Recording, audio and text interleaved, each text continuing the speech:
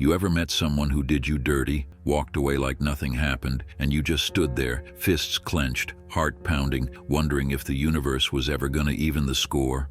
You waited. Days passed. Weeks, maybe years. They seemed fine, thriving even, posting selfies, traveling, dating, flexing like karma was just a myth. Meanwhile, you were the one stuck with the pain, the confusion, the damn near obsessive questions looping in your mind. Why do bad people seem to win? But here's the truth that most people miss. Karma doesn't always come crashing through the front door. Sometimes it slips in quietly through the cracks, invisible, silent, devastating. This video is not about revenge. It's about wisdom, about learning to observe the silent, brutal poetry of cause and effect, about realizing that just because you don't see their suffering doesn't mean it's not there. Karma isn't loud. It doesn't post updates. It eats people slowly, from the inside out.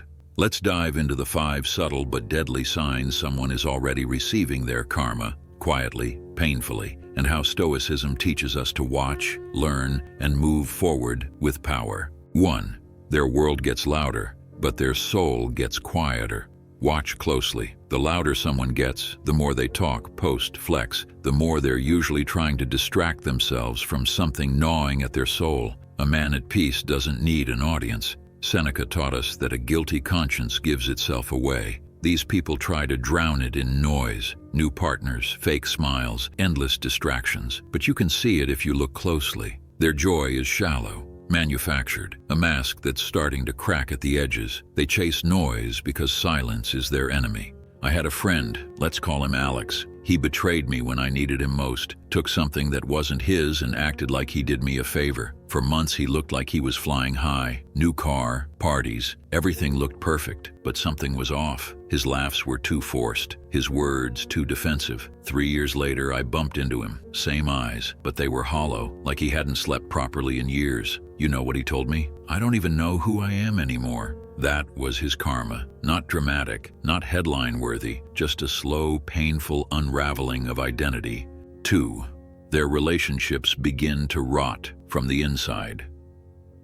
You don't need to destroy someone's life. Just let them keep being who they are. When someone harms others, manipulates, cheats, lies, they bring rot into their relationships, and rot spreads. Soon, they start attracting people who are just like them, selfish, fake, toxic. Their relationships become transactional, empty. Nobody truly trusts them, not even their closest ones. Love becomes a performance. Conversations turn into games. Epictetus said, "You become what you give your attention to." And when someone gives their attention to betrayal, manipulation, and ego, they become surrounded by it, consumed by it. That's karma. Slowly realizing that no one around you actually loves the real you, only the mask, only the role you play. And deep down, you know it. No matter how many followers they have, they feel alone. And there's nothing more terrifying than being surrounded by people and still feeling completely isolated.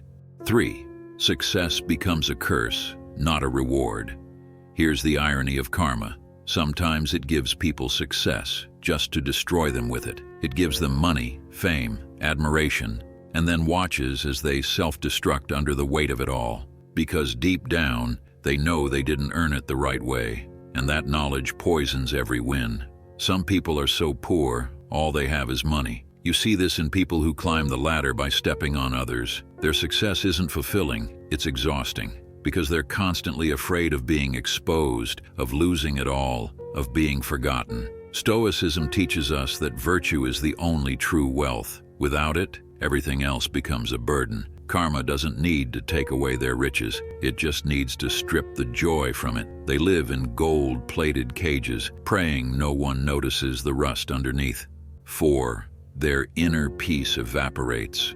This one is the most devastating. They smile in photos, but they can't sleep at night. They wake up with that sinking feeling, that tightness in the chest, that fear that something's coming, and they don't know what it is. You can't outrun yourself. Marcus Aurelius wrote, "The happiness of your life depends upon the quality of your thoughts." So when someone lives with guilt, bitterness, envy, that becomes their reality. They become haunted, not by ghosts, but by themselves. They think about you when they least expect it. That thing they did, that word they said, that betrayal, it loops in their mind like a song they can't turn off. That's karma. It's not always external. Sometimes it's internal decay, invisible but irreversible. They might laugh louder than anyone in the room, but they'd trade everything to feel peace again. 5. Their growth stops. Time freezes for them.